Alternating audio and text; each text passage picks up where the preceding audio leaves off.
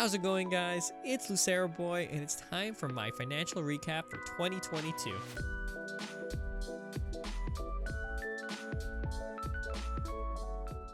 "2022 was quite a year. A lot happened in the world, and a lot happened in my personal life as well.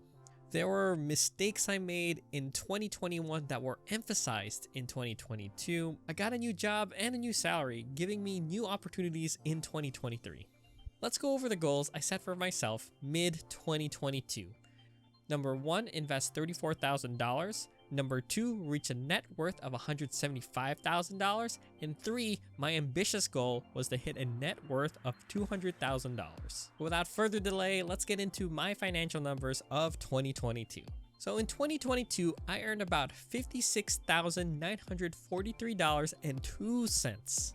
I spent about $9,373 on bills and about $9,565 on discretion. In all, I spent about $2,000 more on bills than I expected and $1,000 more on discretion than I expected.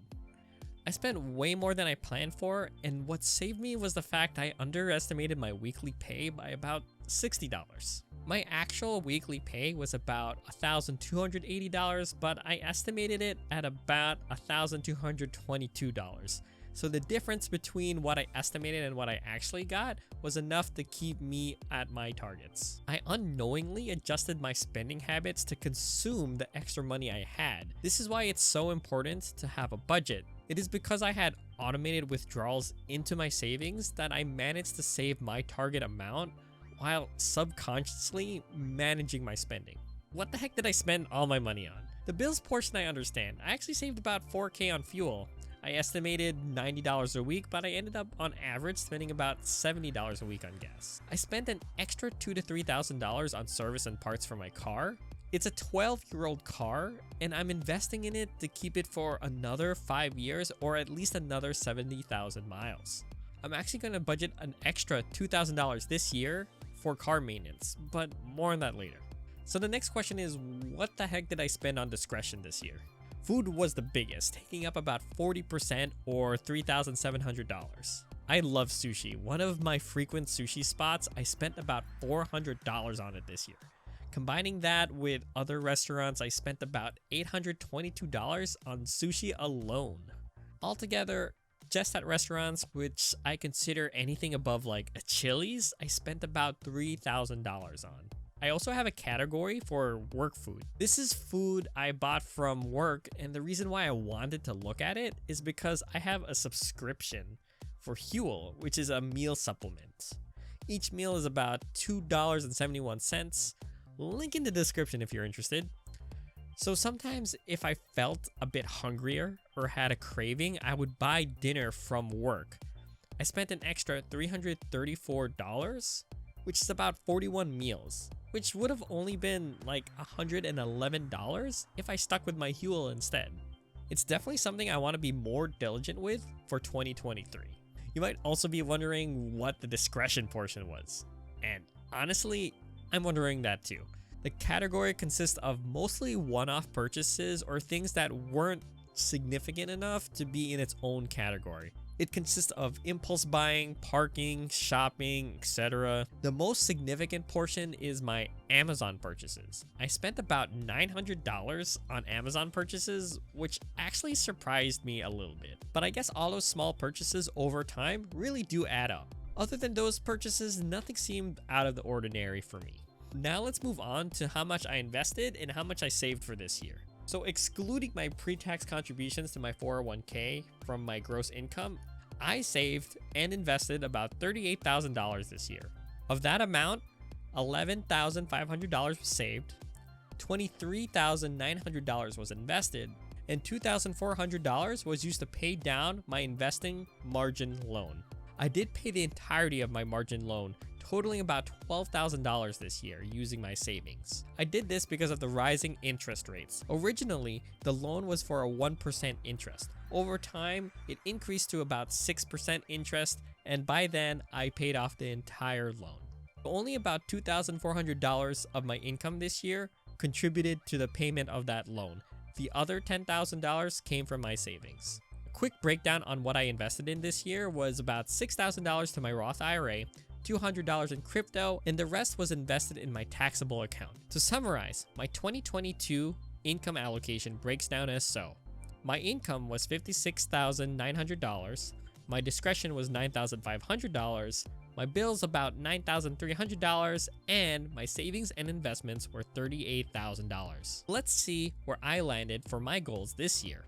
Yes, I invested $34,000. Even though I transitioned to save more money for a house down payment, I still saved and invested about $38,000. I also did hit my goal of $175,000 net worth, but did I hit $200,000 net worth? Unfortunately, I did not meet this goal, but let's see where I did land.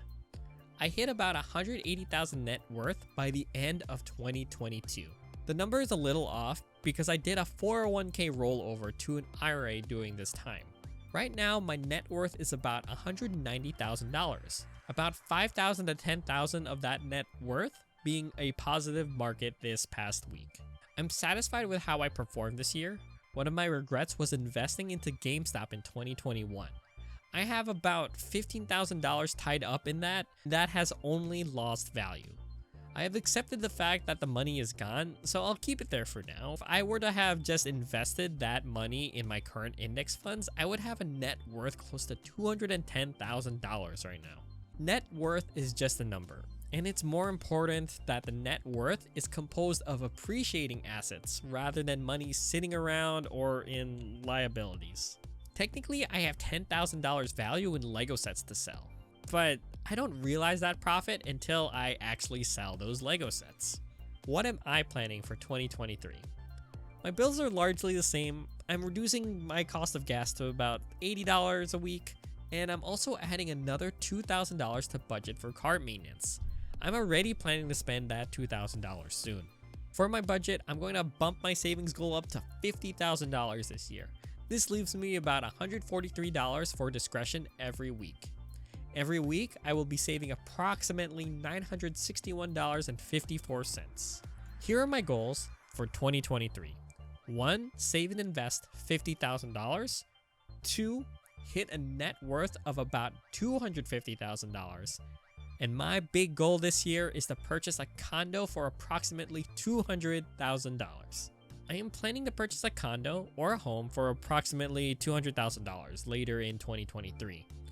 I'm in the process of saving a $50,000 down payment. I have about $25,000 in cash, and I would like to save another $35,000. With my savings rate, I should hit my goal in about 36 weeks, which will be around September. As I approach that date, I will initiate the process of buying a condo. Throughout 2022, I've been looking at condos and houses that are in my price range, and I'm confident that I will find the right fit in 2023. I might talk about this in a future video, but I did consider renting as well. I found out unless the rent was about $1,500, I would come out ahead if I bought a $200,000 property instead in only 2 years. Many of the rentable properties in my area average about $1,800 for what I'm looking for. As I continue to save for my down payment, I will invest at least $6,500 in my Roth IRA, utilizing some of my savings. Throughout the year, I'll add back to my savings. The remaining $15,000 I may keep as cash for renovations, furniture, and other costs with moving into a new place. I'm honestly a little bit anxious about the whole thing. Once I move out, I won't be able to save and invest as aggressively as I've been. I'll do more money crunching, adjust my goals, and ensure that my retirement is secure. As long as the math works out, I know it will turn out well. It has been quite a financial journey so far, starting with a net worth about $40,000 in 2020 and a salary about $45,000. Starting in 2021, I hit $100,000 and my income increased to $55,000. Starting 2022, I hit about $140,000 net worth and had a salary of about $60,000. April 2022, I started a new job with a $92,000 salary. Starting in 2023, I hit $190,000 with a $92,000 salary. I can't wait to see how this year will turn out. Maybe in my next recap video, I will be in my new room. I hope this encourages you to start your financial journey. If you don't know where to start, I have several videos on budgeting, saving for goals, and investing. Like and subscribe, then we can continue our financial journey together. Thank you so much for coming along with me so far, and I will see all of you next time.